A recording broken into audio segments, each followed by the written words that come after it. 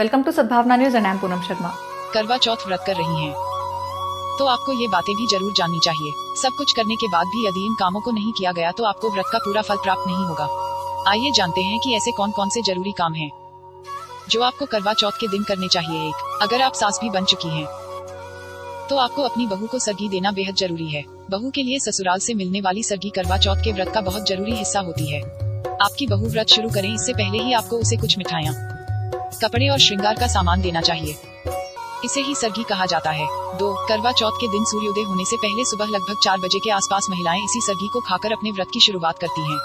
3, अगर आपकी बेटी की शादी हो चुकी है तो आपको उसके घर बाया भेजना चाहिए। यह रस्म माँ और बेटी से जुड़ी है। इसमें करवा चौथ की पूजा शुरू होने से पहले माँ अपनी बेटी के घर कुछ मिठाइयाँ, तोहफे और ड्राई फ्रूट्स भेजती है। इसे बाया कहा जाता है। यदि आप पूजा शुरू होने से पहले ही इसे बेटी के घर पहुँचा दे तो यह शुभ होता है।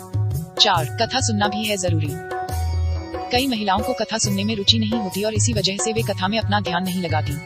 हालांकि इस त्योहार में जितना जरूरी व्रत और पूजा करना होता है उतना ही जरूरी कथा सुनना भी होता है, इसलिए आपको पूरे मन से कथा सुननी चाहिए। 5, करवा चौथ के गीत भी गाएं। अक्सर इस दिन सभी महिलाएं एक जगह मिलकर कथा सुनती हैं और पूजा करती हैं। आपको भी इनमें हिस्सा लेना चाहिए।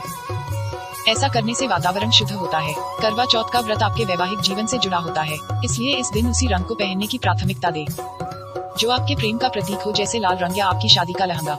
6, मेहंदी और 16 श्रृंगार को इस दिन बिल्कुल न भूलें। 7, इस दिन अपने पति को प्रसन्न रखें और पति की भी जिम्मेदारी है कि वह आपको भरपूर सम्मान दें। व्रत में आप पूरे समय अपने पति की सेहत और लंबी आयु की कामना करती रहें। 8, इस दिन बिछिया और पायल संभव हो तो नहीं ही पहने। अगर संभव नहीं है तो जो पहनी है उसे दूध में धोकर पुनः धारण करें।